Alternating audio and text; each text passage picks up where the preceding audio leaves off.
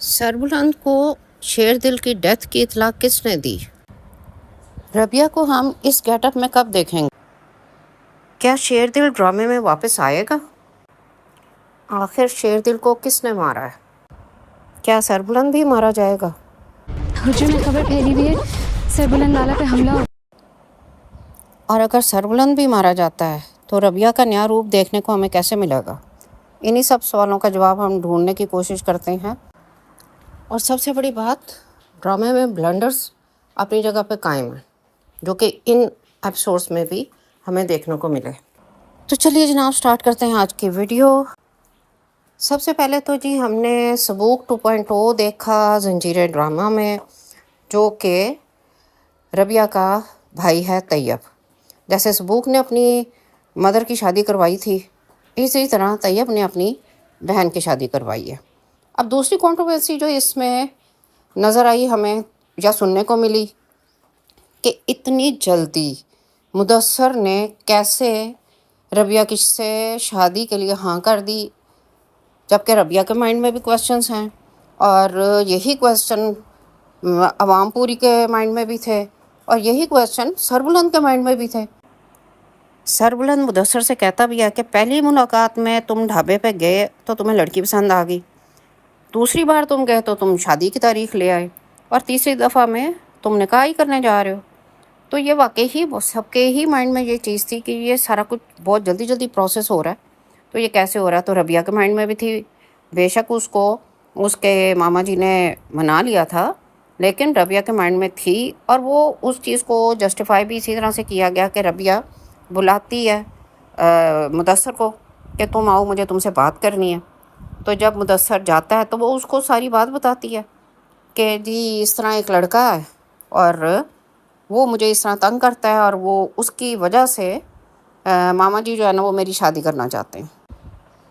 लो जी, फिर क्या था, यहाँ पर मुदस्सर जो है ना उसको रबिया का सच बोलना पसंद आ गया, जबकि रबिया जो है वो उस पर फैसला छोड़ती है, लेकिन वो कहता है मुझे तो तुम्हारा सच बोलना पसंद आ गया, इसलिए मैंने जो है ना फ़ैसला किया तुम्ही से शादी करूँगा। तो ये आजकल की लड़कियों के लिए एक बहुत बड़ा मैसेज है कि रियल लाइफ में ऐसा बिल्कुल नहीं होता। ये सारी फिल्मी बातें हैं, ड्रामों फिल्मों में ज़रूर होता है, लेकिन रियल लाइफ में ऐसा बिल्कुल कुछ नहीं होता। और शादी की असल वजह भी ये नहीं लगती मुझे। तो मेरा तो ख्याल है ये सारा जो है ना देसी घी में फ्राई समोसों का कमाल है। मैं तो ये सोच रही हूँ कि देसी घी में फ्राइड समोसे जो हैं वो इतने इम्पैक्टफुल होते हैं।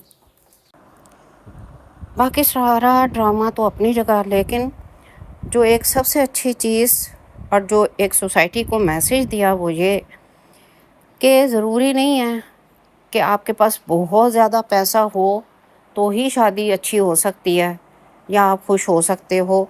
अपने लिमिटेड रिसोर्सेज में रहते हुए भी रबिया के भाई और मामू ने घर को डेकोरेट भी कर लिया, उसकी शादी की तैयारियां भी कर ली। वो एक अलहदा बात है कि उनको याद नहीं रहा कि उसका शादी का जोड़ा भी लेना, जो तैयब ने फ़ोन करके मुदस्सर से कहा। लेकिन और इतना वो क्यूट सीन था कि उसने ये भी कहा कि रबिया बाजी जो है ना वो लहंगा नहीं पहनती तो इसलिए शलवार कमीज़ लेके आना। और शलवार कमीज़ भी उसका कोई ये नहीं था कि बहुत ज़्यादा बताया गया कि जी कोई एक्स्ट्रा ऑर्डिनरी ही वो ले आया, मतलब एक सिंपल सा शलवार कमीज़ था और सिंपल सा रबिया तैयार हुई हुई थी और वो बहुत खूबसूरत लग रही थी। तो मैसेज जो एक अच्छा सोसाइटी में गया वो ये कि लिमिटेड रिसोर्सेज में रहते हुए भी आप अपनी खुशियाँ जो है ना वो हासिल कर सकते हैं, उनको सेलिब्रेट कर सकते हैं और ऐसे ही होना चाहिए। ये जो इतनी लग्जरी हमारे यहाँ शादियाँ हो रही हैं और फंक्शंस होते हैं ना, ये वेस्ट ऑफ मनी और वेस्ट ऑफ टाइम है, उसके अलावा और कुछ नहीं। आपकी इसके बारे में क्या राय है ज़रूर बताइएगा। न्यू ट्रेंड जो है ना वो अब यही होगा, यही ज्वेलरी, यही हेयर स्टाइल और यही मेहंदी का डिज़ाइन और मुंह दिखाई पे लैपटॉप। वाकई थोड़ा सा ना ट्रेंड चेंज करना चाहिए। आपका क्या ख्याल है इस बारे में? कमेंट बॉक्स में ज़रूर शेयर कीजिएगा।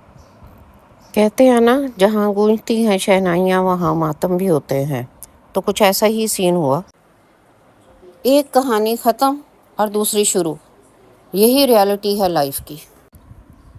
एक और सीन भी सही बात है, बहुत ही इमोशनल था जब बिया अपना ढाबा बंद कर रही होती है, चीज़ें समेट रही होती है और अपना फ्यूचर प्लान बता रही होती है अपने मामा जी को कि मैंने क्या क्या सोचा था। और तुरसम की वजह से, सिर्फ एक शख्स की वजह से वो कहती है कि सब कुछ मुझे ख़त्म करना पड़ा।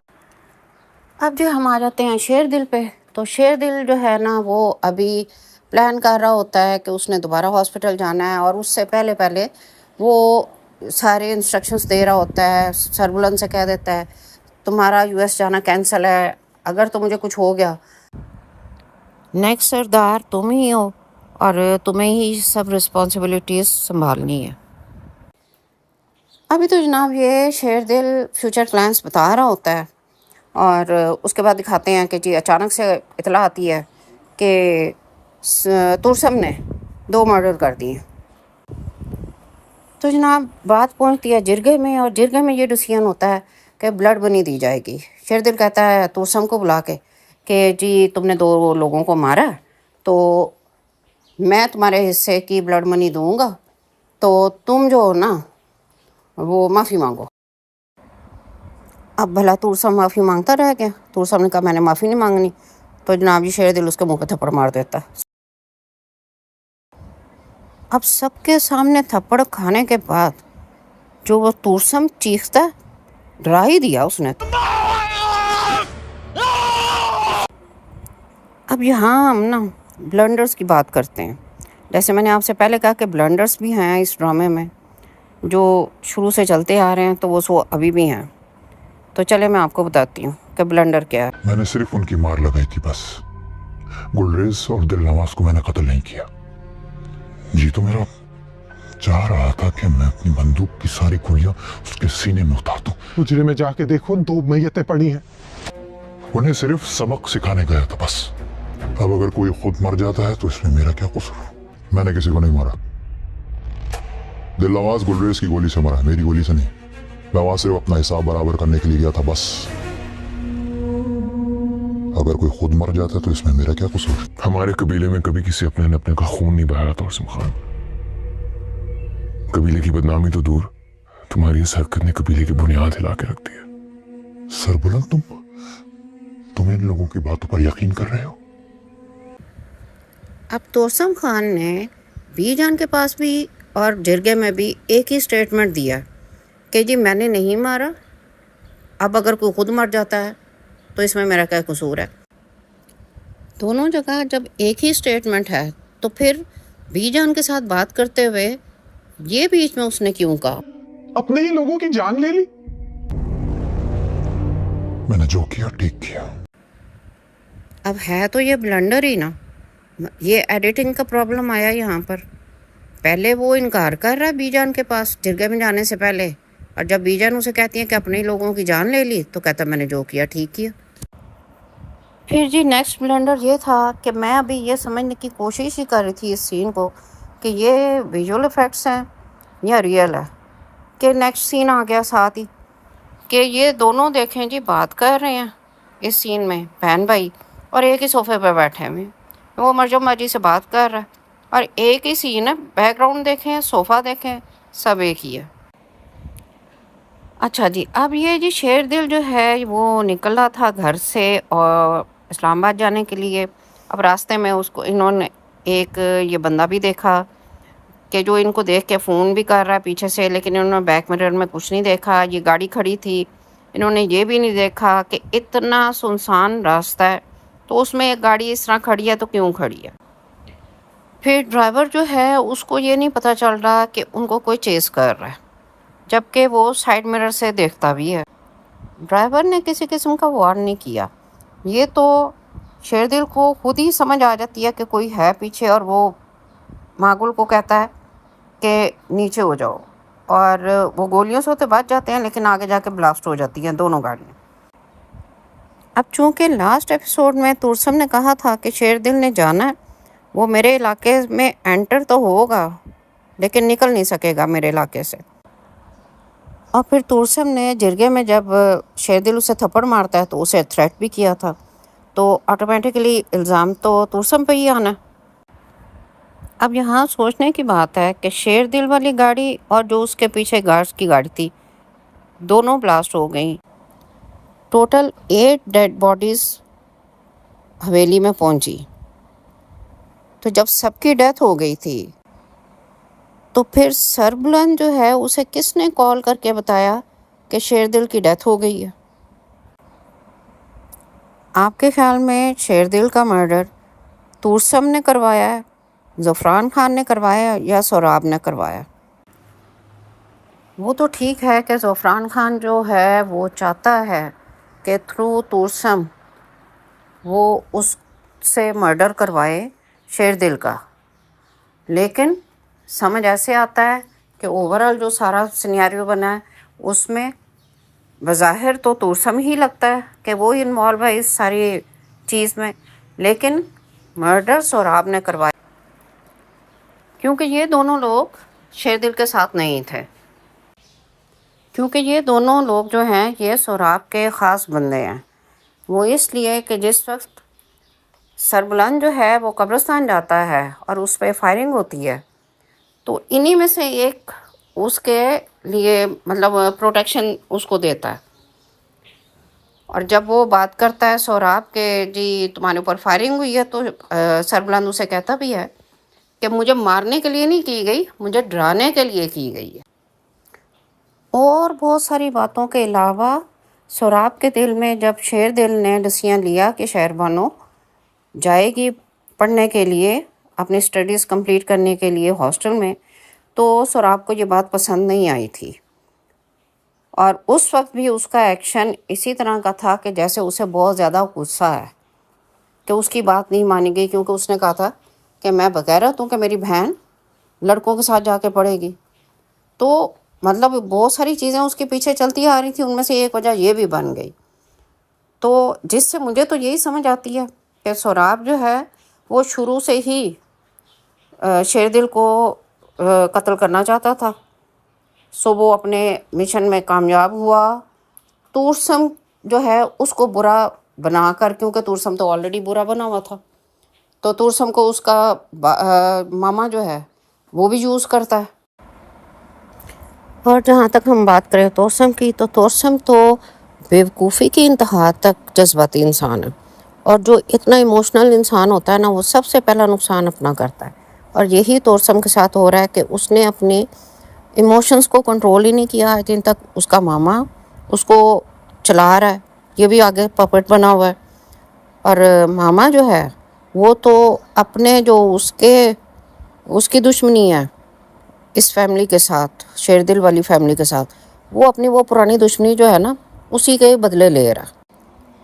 अब ज़फ़रान खान जो है उसने तुर्सम के दिमाग में उसकी माँ के बारे में बातें कर कर के कि शेरदिल की फैमिली जो है वो तुम्हारी माँ की बुराइयां करती है, वो उसको अच्छा नहीं समझते थे, आगा जी उसकी शादी हुई थी उसको उसका राइट नहीं देते थे, ये चीज़ें इतनी फीड कर दी हैं कि वो अब इनसे आगे कुछ सोचता ही नहीं है। मतलब कि उसके सोचने समझ की सलाहियत बिल्कुल ख़त्म हो गई है।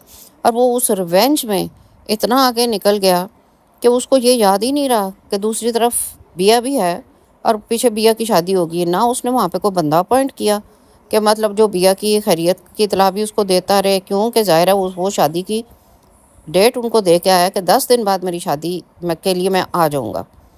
तो उसने ये सोचा ही नहीं है कि जी मैंने इधर भी कोई चेक एंड बैलेंस रखना है, और उसके पीछे से बिया की शादी हो गई है। अब ये सोचने की बात है ना कि जब तुर्सम को पता चलेगा कि बिया की शादी हो गई है तो फिर तुर्सम क्या करेगा? तुर्सम से तो वैसे ही डर लगता है बंदे को।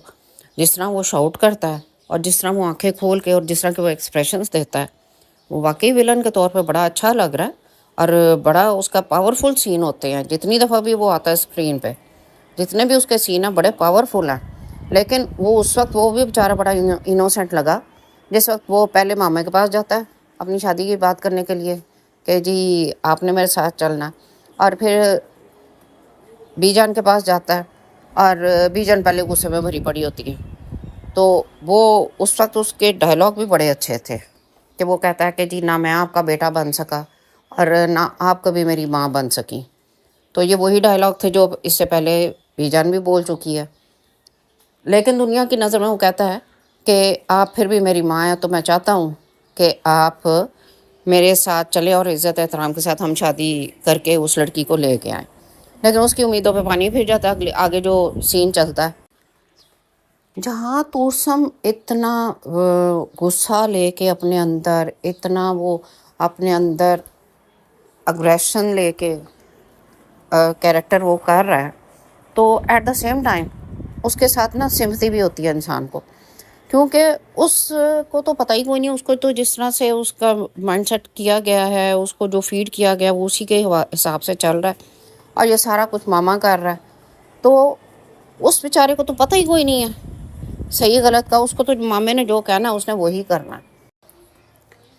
मैं तो ये सोच के एक्साइटेड हो रही हूँ कि जिस वक्त तुरसम को पता चलेगा कि बिया की शादी हो गई है, तो फिर उसका रिएक्शन क्या होगा, और उसी रिएक्शन के अकॉर्डिंगली मुदस्सर का मर्डर करेगा।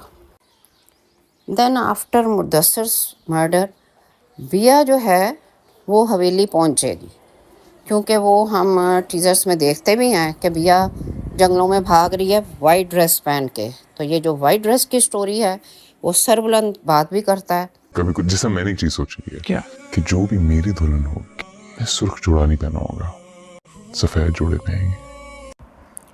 तो इस तरह हमें रबिया का ये वाला गेटअप जो है वो देखने को मिलेगा कि रबिया जो है वो सरबुलंद की बीवी बनेगी। सरबुलंद की बात करें तो वो इस सारी इन्वायरमेंट से, जो इनकी ट्राइबल वॉर चल रही है या जो भी है, उससे हमेशा वो दूर रहा है। तो इसलिए उसकी थिंकिंग भी डिफरेंट थी, और टाइम टू टाइम वो उसके लिए बात भी करता रहा, अपने आइडियाज़, अपने व्यूज़ जो है वो शेयर भी करता रहा। जैसे उसने शहरबानों की एजुकेशन के लिए कहा कि इसको फर्दर स्टडीज़ करनी चाहिए। फिर वो टाइम टू टाइम शहरबानों से भी अपने व्यूज़ जो हैं वो शेयर करता रहा कि मुझे ये चीज़ें समझ ही नहीं आती, ये दुश्मनी क्यों करते हैं, आपस में छोटी छोटी बातों पर लड़ना शुरू कर देते हैं।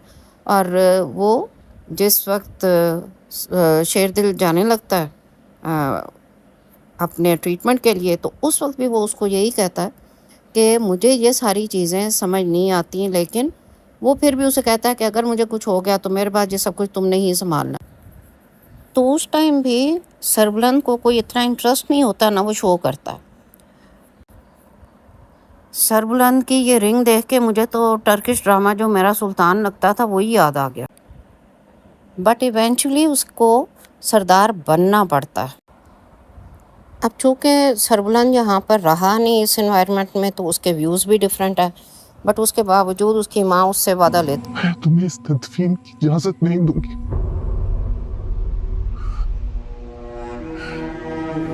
जब तक मेरे शेर दिल के कत्ल का बदला नहीं ले देते थे। कसम उठाओ तुम दोनों, मेरे बच्चे के कत्ल का बदला लोगे।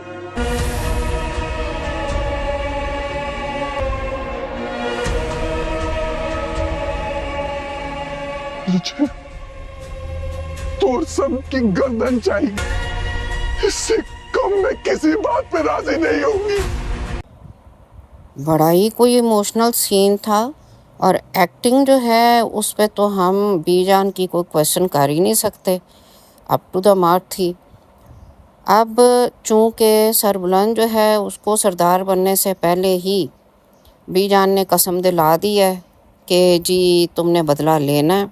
लेकिन अब यहाँ स्टोरी में ट्विस्ट ये आना है कि चूँकि सरबुलंद जो है वो उसकी थिंकिंग थोड़ी सी डिफरेंट है, तो अब देखना ये है कि वो इस सारी चीज़ को किस तरह हैंडल करता है। और जनाब दूसरी तरफ ज़फ़रान खान जो है उसको भी इतला मिल गई है कि सरबुलंद सरदार बन गया। अब उसको ये लगी हुई है कि जो उसने बदला तो लेना ही लेना।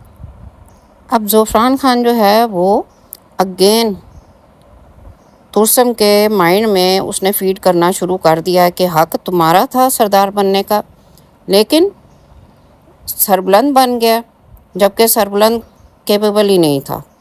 तो सरबुलंद और सोहराब जो है इन दोनों को रास्ते से अब हटाना है तुमने, ताकि तुम सरदार बन सको।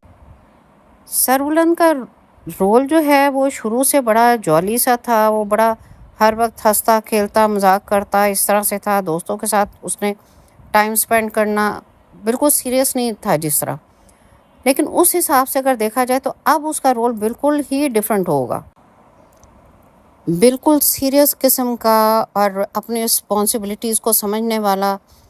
गो के उसका है कि उसकी थिंकिंग थोड़ी सी डिफरेंट है वहाँ के लोगों के हिसाब से, लेकिन वो उस सारी चीज़ को भी साथ लेकर चलेगा। लेकिन वो जो बीजान ने उससे प्रॉमिस लिया है, कसम ली है, उस हिसाब से भी उसने चलना है और देखना है।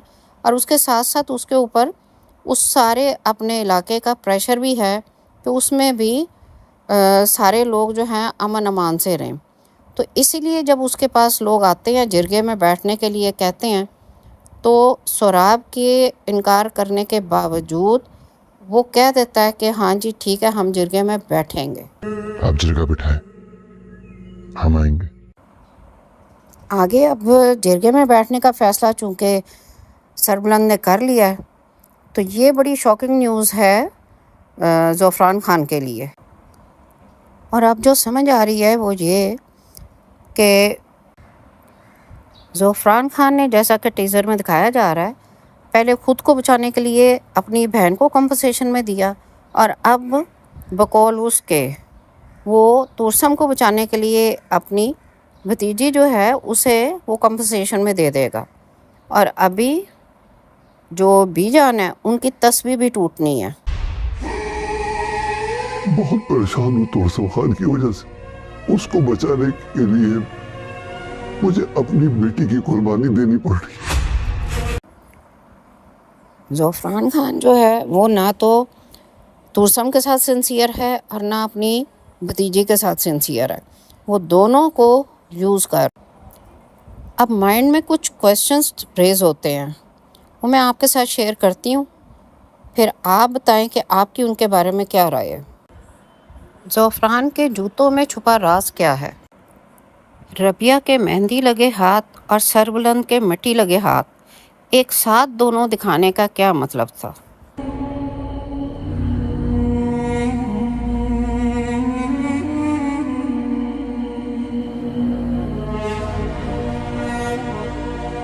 सरदार हयात खान क्या समझे थे? ज़फ़रान खान अपनी बेइज्जती भूल जाएगा, माफ कर देगा। तुम्हारी नस्ल के हाथों ना मिटा दी, तुम्हारा खून तुम्हारे ही खून के हाथों ना बहा दिया, तो मेरा नाम सरदार ज़फ़रान खान नहीं। ज़फ़रान ख़ान जो है वो तो खुल्लम खुल्ला दुश्मनी कर रहा है, वो तो सबको पता है। लेकिन सोराब खान की इतनी सस्पिशियस एक्टिविटीज़ क्यों हैं? जब भी कोई इंटेंस सीन होता है वो रुमाल निकाल लेता है, जबकि ये भी नहीं है कि कोई गर्मियाँ हैं।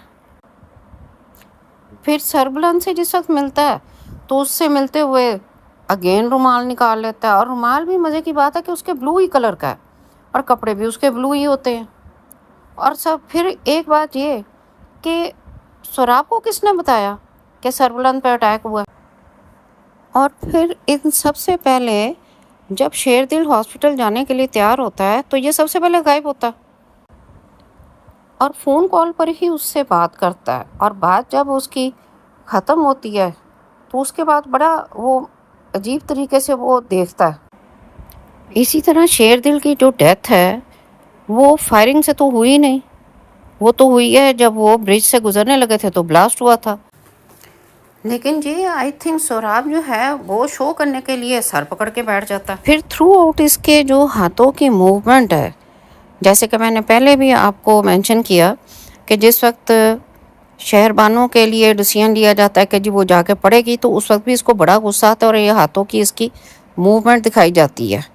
इसी तरह जब सरबुलंद मान जाता है कि हम जिरगे में बैठेंगे तो उस वक्त भी इसके हाथों की मूवमेंट देखने वाली थी। उस वक्त भी ये मतलब अपना गुस्सा बड़ा मुश्किल से कंट्रोल कर रहा होता है। इन्हीं सारी सस्पिशियस एक्टिविटीज़ की वजह से मुझे ऐसे लगता है जैसे सोराब आस्तीन का सांप है, क्योंकि ज़फ़रान और जो तुरसम है वो तो कुल्लम कुल्ला दुश्मनी कर रहे हैं, वो तो ढकी छुपी कोई बात ही नहीं है। लेकिन असल ख़तरा जो है ना वो घर के अंदर मौजूद है और उसकी तरफ किसी का ध्यान नहीं जा रहा। और उसने इतना इजीली एक्सेप्ट कर लिया जो सरबुलंद को कि वो सरदार बने, तो वो इसलिए कि ज़फ़रान खान की तरह वो भी, सोहराब भी सरबुलंद को कैपेबल नहीं समझता और उसे पता है कि इवेंचुअली इससे ये सारा कुछ हैंडल नहीं होगा, तो ऑटोमेटिकली मेरे पास ही सरदारी आएगी, या फिर वो इसको भी जैसे उसने फायरिंग करवाई है तो वो इसको भी शायद रास्ते से हटा दे, इसको भी मरवा दे।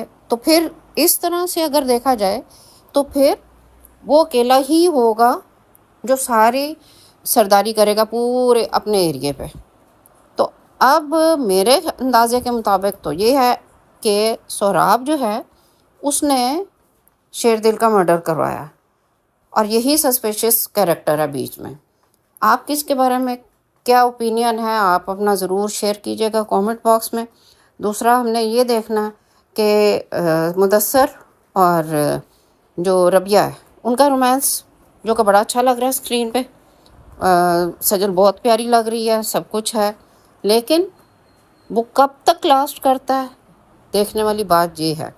आया वो जल्दी आगे 1-2 एपिसोड्स में ही ख़त्म हो जाता है या आगे थोड़ा सा और चलेगा, क्योंकि सरबुलंद ने तो बता दिया कि मेरी जो भी दुल्हन होगी वो वाइट ड्रेस में होगी। सो इन माय ओपिनियन कि जो वाइट ड्रेस में होगी तो वो रबिया होगी। आपकी इसके बारे में क्या ओपिनियन है कमेंट बॉक्स में ज़रूर शेयर कीजिएगा। दूसरी बात ये कि आप क्या समझते हैं कि as a head of tribe Sarbuland को टांग पे टांग रख के बैठना चाहिए या नहीं? आपका इसके बारे में क्या ओपिनियन है, ज़रूर शेयर कीजिएगा। इसके साथ ही मुझे इजाज़त दें। वीडियो पसंद आई हो तो लाइक एंड शेयर ज़रूर कीजिएगा। जो लोग हमारे चैनल पर फर्स्ट टाइम विज़िट कर रहे हैं उनसे रिक्वेस्ट है कि चैनल को सब्सक्राइब कर लें, बेल आइकॉन को प्रेस कर दें और हमारा फेसबुक पेज फॉलो कर लें। मिलते हैं नेक्स्ट वीडियो में किसी नेक्स्ट टॉपिक के साथ। Till then take care and अल्लाह हाफिज़।